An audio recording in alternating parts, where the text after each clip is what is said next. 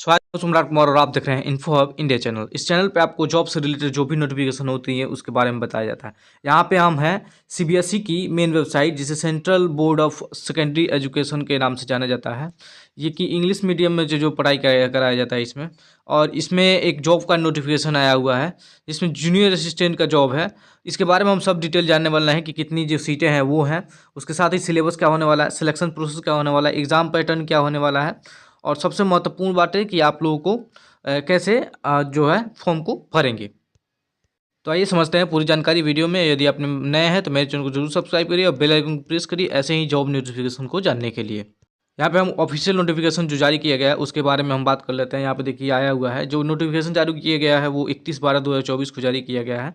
और यहाँ पे डिटेल नोटिफिकेशन, इसका जो पहले से ही नोटिफिकेशन जारी था लेकिन यहाँ पे जो डिटेल नोटिफिकेशन है वो जारी नहीं था। तो बहुत सारे यूट्यूबर ने बताया था लेकिन उसे सटीक जानकारी नहीं दे पाए थे। और यहाँ पे हम इसे सटीक जानकारी के साथ बताएंगे हम आपको। यहाँ पे दो तरह के पोस्ट होने वाले हैं। ग्रुप जो देखें तो ग्रुप बी की एक पोस्ट है और एक ग्रुप सी की पोस्ट है।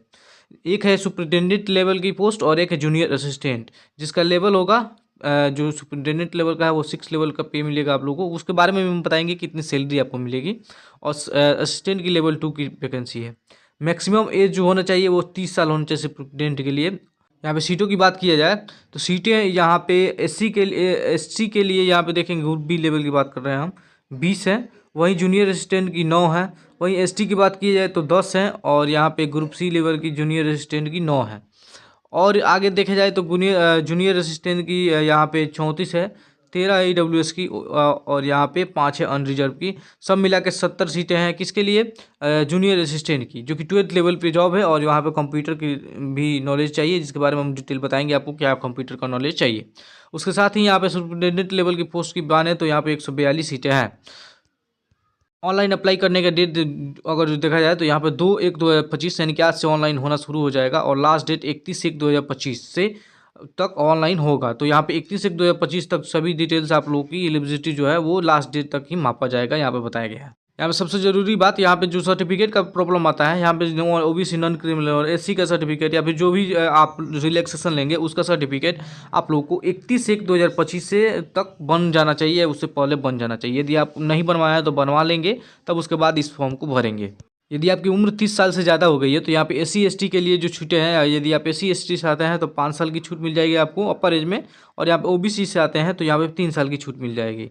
वहीं PWD कैटेगरी के आते हैं तो 10 साल की छूट हर एक वैकेंसी में मिलती है। इसका मतलब हुआ कि आप लोगों को सर्टिफिकेट लगाना होता है, जो भी जिस भी आप कैटेगरी से आते हैं उसका सर्टिफिकेट लगा देंगे तो आपको अपर एज में छूट मिल जाएगी। मानिए 30 साल से ज़्यादा के हो गए हैं आप, अगर जो 33 साल तक के भी हैं तो आप इसका फॉर्म को भर सकते हैं। वहीं जूनियर असिस्टेंट की देखें तो 27 से आप जुड़ेंगे क्योंकि ज़्यादा मैक्सिमम जो एज है वो 27 साल मांगा गया है। अब यहाँ पे बात कर लेते हैं क्वालिफिकेशन की। तो क्वालिफिकेशन यहाँ पे देखेंगे सुपरिटेंडेंट लेवल की क्वालिफिकेशन मांगी गई है। सबसे पहले आप लोग बैचलर डिग्री पास होने चाहिए। उसके साथ ही वर्किंग नॉलेज ऑफ कंप्यूटर यानी कंप्यूटर का नॉलेज होना चाहिए, जिसमें आता है MS office, Windows, handling of large database, internet यानी कि आप लोग को एक्सेल पता होना, MS ऑफिस पता होना चाहिए, विंडोज़ पता होना चाहिए, हैंडलिंग ऑफ लार्ज फाइल्स के बारे में पता होना चाहिए। अभी ये भी तब बताया गया है कि आप लोग का सिलेक्शन कैसे किया गया जाएगा। सबसे पहले यहाँ पे मेथड ऑफ रिक्रूटमेंट बताया गया है। टायर 1 होगा जिसमें MCQ बेस्ड क्वेश्चंस होंगे और स्क्रीनिंग किया जाएगा। उसके बाद से टायर 2 होगा जिसमें ऑब्जेक्टिव टाइप क्वेश्चंस होंगे और डिस्क्रिप्टिव टाइप क्वेश्चंस भी होंगे मेन एग्जामिनेशन की तरह। और यहाँ पे जब ये जब कर लेंगे तब उसके बाद से आप लोगों की टाइपिंग कराई जाएगी, जिसमें कि इंग्लिश में यदि आप टाइप करते हैं तो आपकी 35 वर्ड पर मिनट आपकी टाइपिंग होनी चाहिए। अगर जो हिंदी टाइपिंग करते हैं आप तो 30 वर्ड पर मिनट आपकी टाइपिंग होनी चाहिए। अब यहाँ पे जूनियर असिस्टेंट की वैकेंसी की बात कर लेते हैं। जूनियर असिस्टेंट की भी वैकेंसी है जहाँ पे यहाँ पे देखेंगे आप 12th क्लास पास होने चाहिए आप, और टाइपिंग आपको 35 वर्ड पर मिनट इंग्लिश में होना चाहिए। वहीं 30 वर्ड पर मिनट आपकी हिंदी में होना चाहिए। आप किसी में दे सकते हैं, यहाँ पे हिंदी या इंग्लिश किसी में भी टाइप करने का ऑप्शन दे सकते हैं आप। यहाँ पे एक ही मेथड है यहाँ पे सिलेक्शन प्रोसेस के बारे में बताया गया है। यहाँ पे मेथड ऑफ रिक्रूटमेंट देखेंगे आप लोग, MCQ टाइप का क्वेश्चन आएगा, एक ही एग्जाम होगा इसमें और प्रिलिमिनरी एग्जामिनेशन जिसे कर सकते हैं आप। उसके बाद टाइपिंग जो होने वाला है वो 35 वर्ड पर मिनट और 30 वर्ड पर मिनट हिंदी में होना चाहिए। यहाँ पे फ़ी की बात किया जाए तो फ़ी भी बताया गया है यहाँ पे।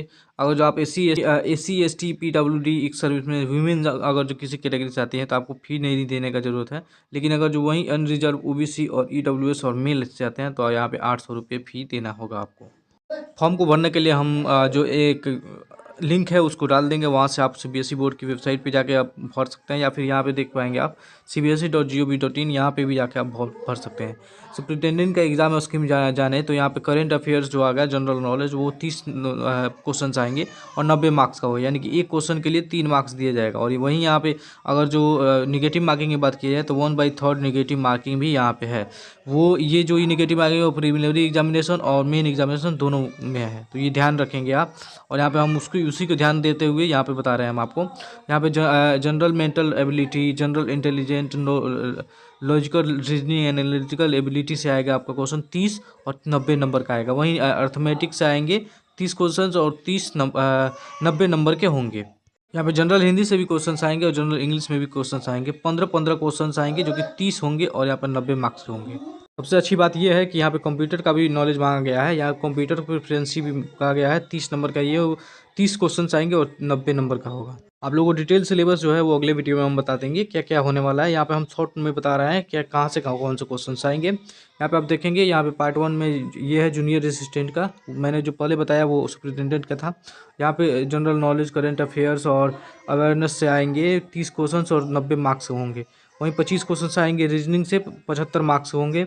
वहीं हिंदी और इंग्लिश की बात की जाए तो 25 क्वेश्चन आएंगे 75 मार्क्स के। बेसिक कंप्यूटर नॉलेज से आएंगे यहाँ पे 10 क्वेश्चन और यहाँ पे 30 मार्क्स होंगे। वहीं अवेयरनेस एंड स्कूल एजुकेशन से आएंगे 10 क्वेश्चन और यहाँ पे 30 मार्क्स होंगे। और यहाँ पे सब क्वेश्चन जो आने वाले हैं वो 100 क्वेश्चन आएंगे आपको, 300 मार्क्स के क्वेश्चन होंगे। और यहाँ पे जो समय दिया जाएगा वो 2 घंटे का समय दिया जाएगा आपको। चॉइस ऑफ मीडियम, आप हिंदी और इंग्लिश दोनों में भी क्वेश्चन पाने का चॉइस कर सकते हैं। जो पेपर आने वाला है वो हिंदी इंग्लिश दोनों में आएगा। आशा करते हैं ये वीडियो आप लोगों के लिए अच्छा लगा होगा। अच्छा लगा हो तो मेरे इस वीडियो को लाइक करिए और चैनल को सब्सक्राइब करिए ऐसे ही जॉब नोटिफिकेशन के लिए। अगले वीडियो में हम बता देंगे आपको कि कैसे सिलेबस इसका है, क्या है, सब डिटेल बताने वाले हैं।